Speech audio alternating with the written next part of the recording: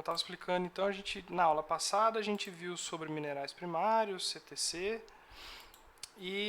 CTC não, minerais primários, tipos de rochas ígneas, sedimentares, e deixamos CTC para essa aula, por ser um conteúdo extremamente complexo e importante.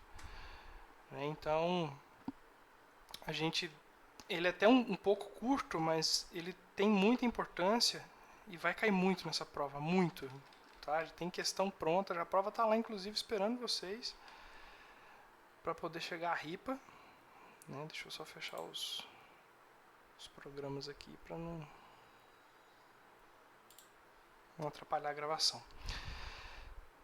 Então vamos falar sobre CTC. Tá? A gente falou então dos minérios, minerais, rochas formadas a partir de compostos ígneos, que são rochas formadas a partir do resfriamento do magma, rochas formadas a partir de outras rochas, né, de sedimentos, que são as rochas sedimentares, rochas metamórficas, que são aquelas como as sedimentares, formadas a partir de detritos e de outros tipos de materiais, mas que, diferente das sedimentares, sofreram transformações físicas do ponto de vista de temperatura. As sedimentares foram só a pressão, metamórfica, pressão e temperatura. A gente falou tudo isso na aula passada, só dando uma recapitulada, uma recuperação.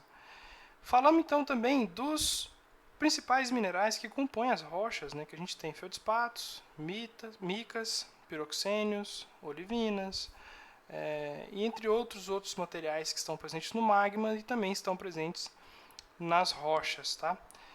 E esses é o que nós conhecemos como minerais primários. Tá? Os minerais primários são esses minerais que estão da mesma maneira presentes nas rochas e presentes no magma. Tá? Então, e bem como se eu pegar essa rocha e moer e transformar em pó de rocha, que é diferente de solo, também estarão iguais nos 3 níveis. Tá? Então, por isso que pó de rocha não é solo. Por quê? Porque é simplesmente uma rocha fragmentada.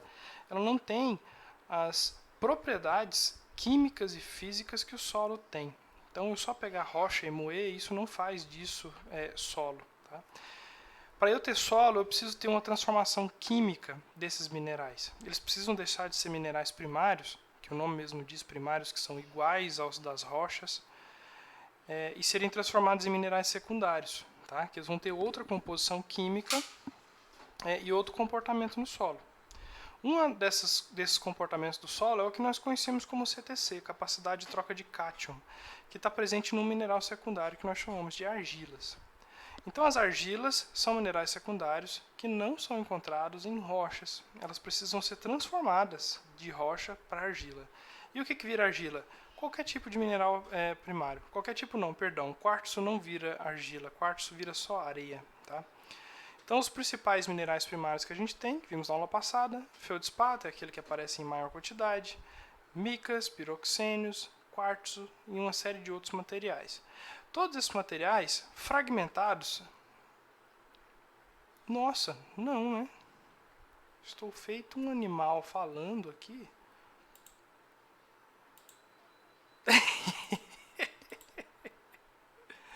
Agora foi. Agora foi, olha aí. Eu esqueci disso. Enfim, o slide anterior a esse era esse aqui. Estamos no primeiro. Não saí doido na frente, não. Então falei. Nossa, Gilson, tá foda, cara. Tá foda. Saúde mental tá assim, ó. Eu já estou flertando com a loucura. Seriamente, olhando no fundo dos olhos da loucura, porém mantendo a sanidade. Acho, né? Não sei. Pode ser que eu não esteja muito são. Enfim. Então, os principais minerais primários que a gente tem, esses 4. Tá? Eu tenho outros minerais primários, só que a quantidade deles nas rochas são tão pequenas que raramente eles vão fazer alguma diferença no processo final de formação de solo. Já esse eu tenho maior quantidade e sim podem influenciar o tipo de solo que vai ser formado. Né? Então, um mineral, rochas ricas em quartzo tendem a formar solos mais arenosos, por exemplo. Né? Solos ricos em micas tendem a formar solos de boa argila. Tá? Enfim, o que define ser boa ou má argila? A gente vai ver isso nessa aula. Então, a presença desses materiais primários no solo indica o grau de decomposição, o grau de evolução. Lembra que a gente falou que eu tenho, às vezes, cronologicamente, solos da mesma idade, né? Solos que foram formados no mesmo dia, na mesma erupção vulcânica. Mas aquele solo daquela região ele acabou evoluindo mais do que o dessa, por exemplo. Então, isso faz com que a gente, em questão de nomenclatura, chame aquele solo de um solo mais antigo, um solo mais evoluído, um solo mais gasto, mais intemperizado. Mas o antigo, nesse contexto, não se refere à idade cronológica, tá? E sim a grau de evolução. Então, quanto mais jovem um solo, mais eu vou encontrar minerais primários, porque esse processo de envelhecimento, de formação de solo, nada mais é do que o intemperismo atuando nos minerais primários, transformando eles em secundários. Então, se eu tenho muito primário, isso quer dizer que o meu solo é jovem. Se eu tenho muito mineral secundário, quer dizer que é um solo mais intemperizado, tá? Isso. Aí cai até na questão das reservas minerais, né? Porque eu tenho alguns tipos de rochas que são mais facilmente intemperizados do que outros, alguns tipos de minerais que são mais facilmente também transformados em solos do que outros. E aí a gente chama isso de reservas minerais. Eu tenho aqueles tipos de materiais que são facilmente intemperizados, transformados de mineral primário para secundário, que se enquadram dentro das reservas de curto prazo, né, que são feldspatos, minerais férricos de tamanho igual ou menor que silt. Então aqui a gente coloca muito na questão o tamanho da partícula, o tamanho que essa rocha foi fragmentada. Eu falo que pó de rocha não é solo, mas o início do processo de formação de solo envolve a fragmentação, a transformação daquela pedra em pó, né? Então, partículas menores que silt tendem a se intemperizar rapidamente, independente do tipo de material que ela seja formada. Se é feldspatos, se é quartzo, se é piroxênio. Tá? Reservas de médio prazo, né, são aquelas rochas que só vão ser transformadas em solo depois que as de curto prazo já tiverem acabado. Né? Então, eu tenho piroxênios micas de tamanho menor ou igual a silt. Então, primeiro vai os feldspatos, minerais férricos, depois piroxênios e mica, e em longo prazo todos os outros minerais que são maiores do que silt. Dessa vez aqui entra a questão não é nem a dureza desse material, e sim o tamanho dele. Minha filha está esgoelando ali, gente. Vocês dão um descontinho, porque isso é home office. Então, os minerais secundários mais frequentes que a gente tem, minerais de argilas, silicatos não cristalinos, óxido de ferro e alumínio, carbonato de cálcio e magnésio. Todos esses materiais aqui foram transformados e formados a partir dos minerais primários, a partir desses 4 principalmente aqui.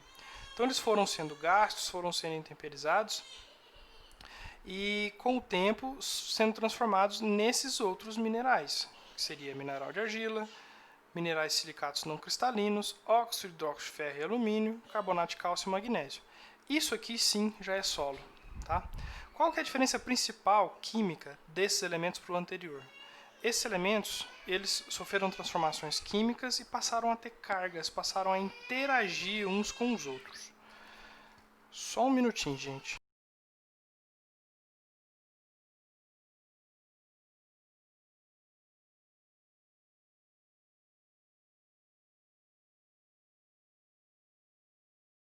Voltei. Problemas técnicos resolvidos. Onde eu estava, gente? Desculpa.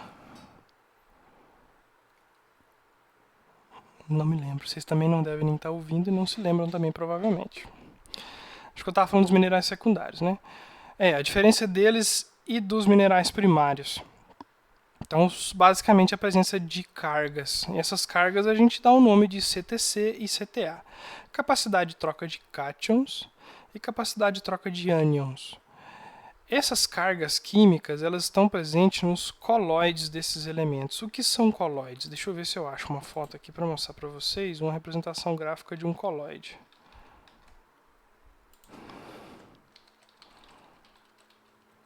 Colóide argila.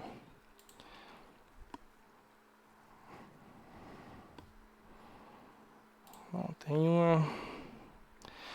É o seguinte, a argila é esse composto cheio de lâminas, né? Inclusive a gente vai ver no próximo slide. Tá?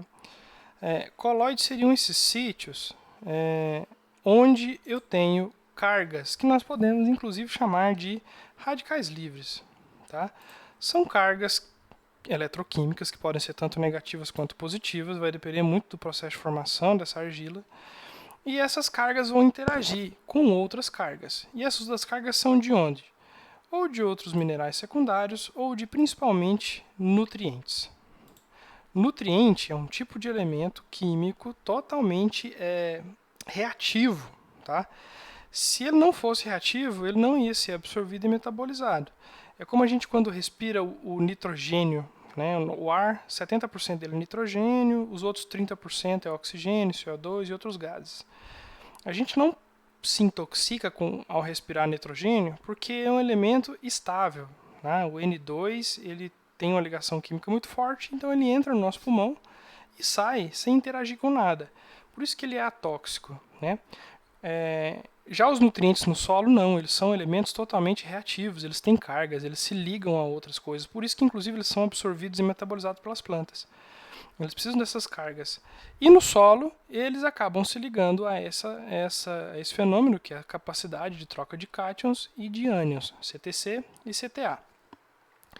A CTC e a CTA, elas diferem entre si por conta do balanceamento químico. Né? Os cátions são elementos negativos, certo? E os ânions são elementos positivos, correto? Tem alguém me ouvindo? Errado, Jusicreide. Os cátions são íons de cargas positivas e os ânions de carga negativa, tá? São átomos, né? São elementos químicos moleculares, como por exemplo aqui, ó, Al3+, Fe3+, Mg2+. O que esse mais aqui quer dizer?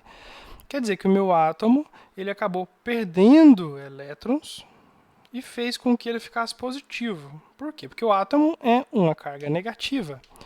O átomo, perdão, o elétron, né? O elétron, quando sai, a carga negativa quando sai, o meu átomo fica positivamente carregado. Tá? O contrário acontece quando um átomo entra na minha molécula. Né? Ele é negativo e pode desbalancear, deixando o elemento neutro ou com carga negativa. Si 4-, sim. Sim. São as cargas da argila, né? Graficamente, a gente poderia imaginar que a argila é uma bolinha de golfe. E os colóides são aqueles buraquinhos que eu tenho na superfície. Então, bola de golfe, vamos ver se dá para ver. Ótimo, essa aqui está muito boa de ver. Então eu tenho a bola de golfe, ela tem essa superfície... só porque a argila não é redonda, tá, gente? Ela tem esses buraquinhos aqui, tá? E imagine eu mergulhando essa bola de golfe na água e tirando. E aí eu vou ter alguns pequenos orvalhinhos grudados nesses buraquinhos. Vocês conseguem imaginar isso, né? Então essa seria uma representação gráfica do que é um colóide, que seria esse buraquinho, e do que seria o elemento ligado a ele. Tá? Então os elementos químicos se ligam às argilas como essas gotinhas de orvalho se ligariam à superfície de uma bola de golfe, né? Cada uma num buraquinho. Então os colóides são isso, eu posso ter partículas de argila com mais colóides do que outro. Isso no final vai mudar a minha quantidade de CTC. Quanto mais colóides na argila eu possuo, maior é a minha carga naquela argila, maior é a capacidade que aquela argila minha tem de interagir com nutrientes. Isso é bom ou ruim? Isso é muito bom do ponto de vista agronômico. Tá? A gente sempre tem que deixar claro do porquê. Um solo com CTC, ele consegue manter no solo, na solução do solo, na solução líquida que está no solo, os nutrientes. Ele consegue fazer interações químicas com esses nutrientes, cedê-los às plantas, as plantas conseguem absorvê-lo. Um solo sem essa capacidade de troca, que a gente chama de CTC, os nutrientes são facilmente perdidos. Né? Eles não se prendem, eles acabam percolando, volatilizando, infiltrando, indo embora. Tá? Então, um solo com baixa CTC, eu tenho um mau aproveitamento dos meus nutrientes. Então, para duas condições de solo, uma com CTC elevada, outra com CTC mais ruim, a mesma adubação eu vou ter maior resposta na produção naquele solo com a CTC mais elevada. Então eu tenho a mesma cultura, eu posso ter até o solo com a mesma quantidade de argila, com a mesma profundidade. Tá? A única coisa que muda é o tipo de argila. Em um eu tenho um solo com a baixa CTC e o outro eu tenho um solo com a CTC alta. Nas duas situações eu jogo 100 kg de adubo. No solo com CTC alta eu vou produzir 10 sacos. Na solo com CTC baixa eu vou produzir 8, vou produzir 5, vou produzir 4. Por quê? Porque ele não aproveita bem o nutriente que está ali disponível. Esse nutriente é facilmente perdido. Tá? Então a CTC ela tem essa função na agronomia muito importante, que é melhorar a eficiência da adubação. Tá? E é uma característica que nós não podemos mudar. Um solo que tem uma CTC-X, ele vai ter essa CTC-X para sempre. Se a CTC é boa, é um solo que vai ter CTC boa. Se é um CTC ruim, não adianta o que eu faça, eu não consigo mudar aquilo no solo. Tá? Existem algumas técnicas que a gente usa, como manejo de matéria orgânica, que conseguem tamponar, conseguem enganar, alterar ali ficticiamente, artificialmente, a CTC do solo. Por exemplo, a matéria orgânica ela também tem CTC. Então, quando eu coloco matéria orgânica no solo, ela faz o papel da argila. Ela consegue segurar o nutriente, ela consegue melhorar toda essa questão. Mas o meu solo em si não mudou. Tá? Então, essa característica eu não consigo alterar. E o que é argila, gente? Lembra que a gente falou na aula passada que o solo é basicamente formado por silicato. O silicato é essa molécula que tem o núcleo de silício com quatro átomos de oxigênio. Tá? E no solo, essas moléculas de silicato elas se organizam em lâminas. Tá? Essas lâminas nós chamamos de camadas tetraédricas. Eventualmente, essas moléculas elas têm uma capacidade de mudar de núcleo.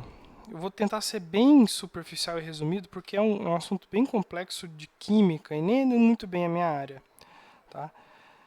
Mas acontece um fenômeno químico chamado substituição isomórfica. Tá até o nome aqui. Ó. Esse fenômeno químico é o seguinte. Substituição está indicando que alguma coisa vai ser substituída. Iso, do grego, é a palavra que quer dizer igual. Tenho isômeros, eu tenho isonomia, tudo isso quer dizer igual. Né? E mórfica quer dizer forma.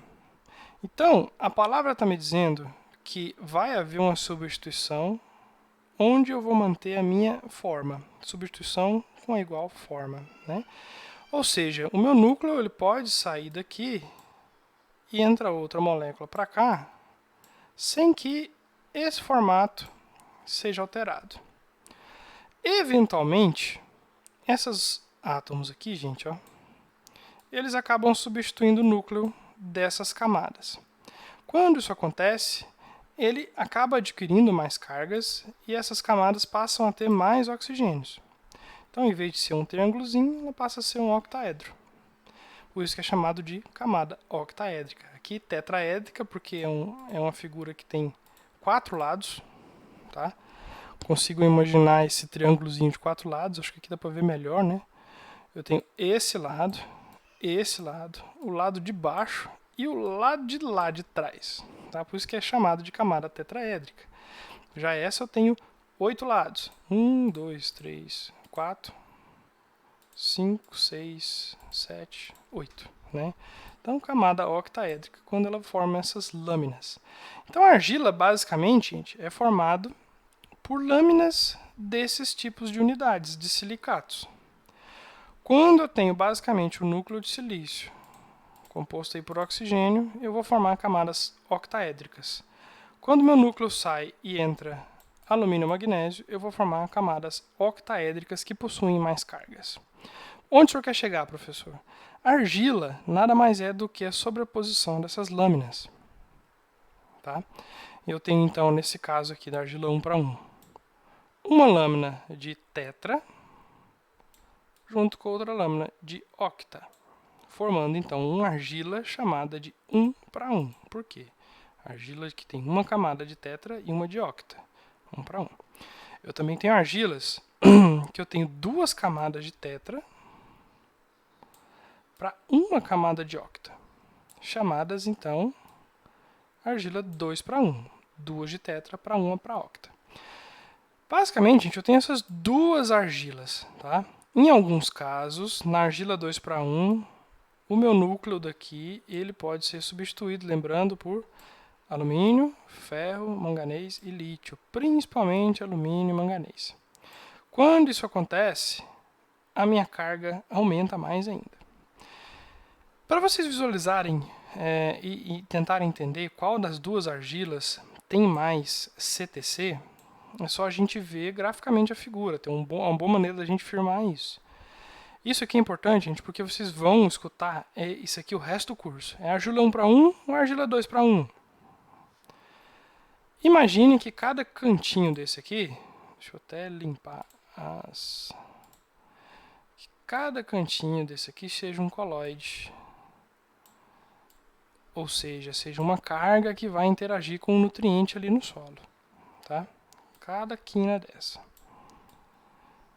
Então, nessa aqui, 5 quinas, né? Comparado, então, com a argila 2 para 1. Graficamente, qual tem mais cargas? E eu quero que vocês respondam agora, porque eu acho a 2 para 1, obviamente. Então, a 2 para 1 é uma argila melhor do ponto de vista de CTC para a agricultura. São argilas mais jovens, tá? Quando o solo está se formando, ela costuma formar essas argilas primeiro. Com o tempo, ele vai gastando isso aqui e toda argila 2 para 1 tende a se transformar numa argila 1 para 1. E toda argila 1 para 1 tende a se formar em óxidos de ferro e alumínio. Óxidos e hidróxidos de ferro e alumínio. Não, é a própria argila. Imagina que isso aqui é uma escultura que vai sendo desgastada com o tempo. Então, quando lá construíram a esfinge, 2.500 milhões de anos, ou 1.000 anos antes de Cristo, a esfinge lá no Egito, ela tinha nariz, ela tinha cabelo, era toda em ouro. O tempo foi fazendo o quê? Foi desgastando, foi comendo, foi lapidando, foi triturando aquilo e ela virou o que é hoje. O mesmo acontece em nível microscópico. Né? Essa argila, que é toda mais rebuscada, cheia de elementos, cheia de átomos, vai sendo lapidada pelo tempo, vai sendo desgastada, e essa argila deixa de ser uma argila 2 para 1 e passa a ser uma argila 1 para 1. Isso aqui, gente, é oxigênio, isso aqui vai para o ar. Esse vermelhinho, ó. Então não é nutriente. Isso aqui vai interagir com o nutriente está no solo, mas a gente agora está falando da argila. Então, Isso, né? O intemperismo, ele não atua só nas rochas, ele continua funcionando aqui no nível microscópio, nas nossas argilas e siltes e areia. Então o silt ele pode ser desgastado e virar uma argila 2 para 1, que vai ser desgastado e virar uma argila 1 para 1, que vai ser desgastado e vai virar um óxido hidróxido, que é o fim da carreira desse solo que vai ser desertificado quimicamente falando. Então os nossos solos, por exemplo, são riquíssimos em óxido de ferro e hidróxido de alumínio. Isso indica que o nosso solo é muito gasto. Ele já está no processo final de intemperismo. Vai chegar um momento em que o solo de cerrado ele vai simplesmente acabar, vai virar um deserto. E aí o que a gente precisa? Precisa de uma erupção vulcânica, vir cobrir isso aqui tudo com lava e o solo começar de novo do zero a partir da rocha. Então, para a gente é trágico isso? Mas em níveis geológicos, isso é milhões de anos. A gente nasceu, a espécie humana surgiu, os solos já eram do jeito que são.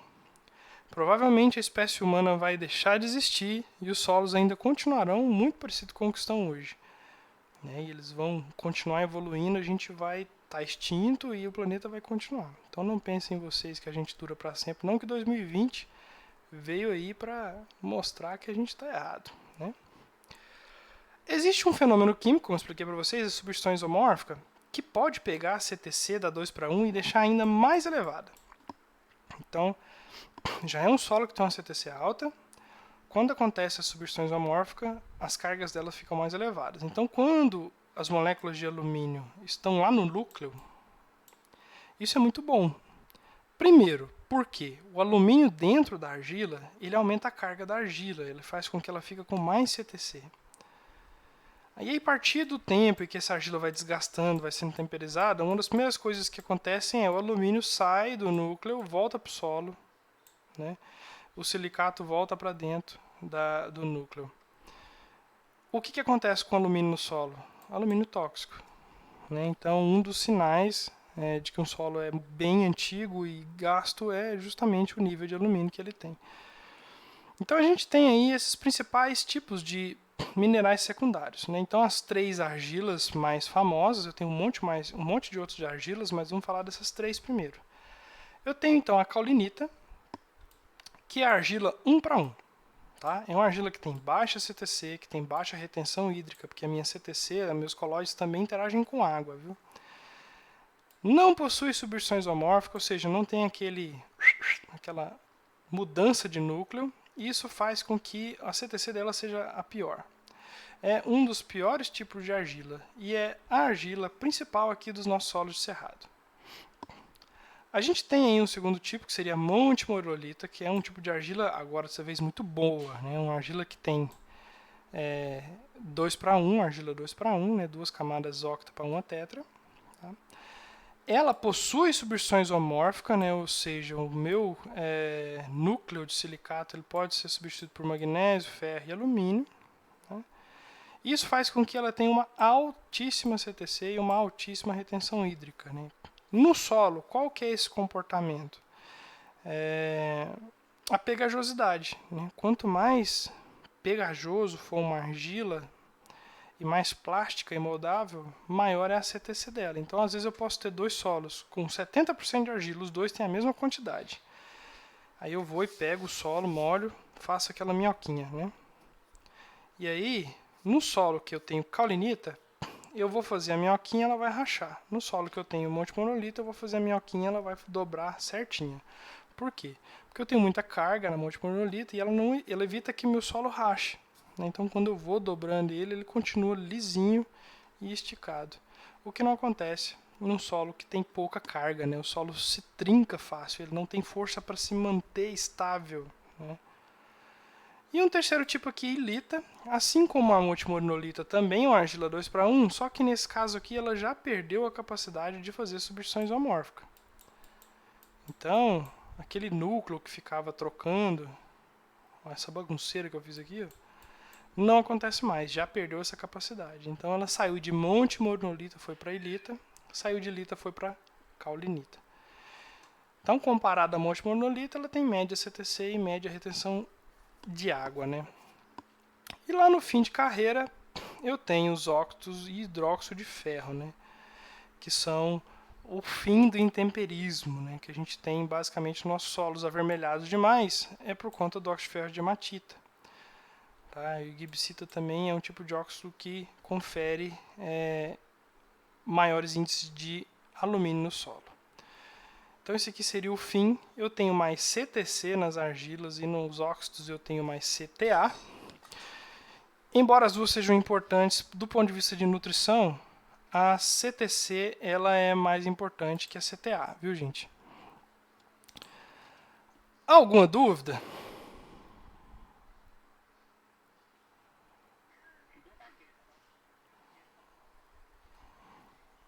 Sim. Não, não vem. É porque ela interage com alguns micronutrientes, né? A CTC interage com boa parte dos nutrientes. Então, a gente, para adubar e corrigir o solo, a gente precisa saber a CTC, né? A CTA ela não influencia tanto nesse sentido. Então, ela não é uma métrica usada em manejo de solo, por exemplo. Mais algum ponto? Gente,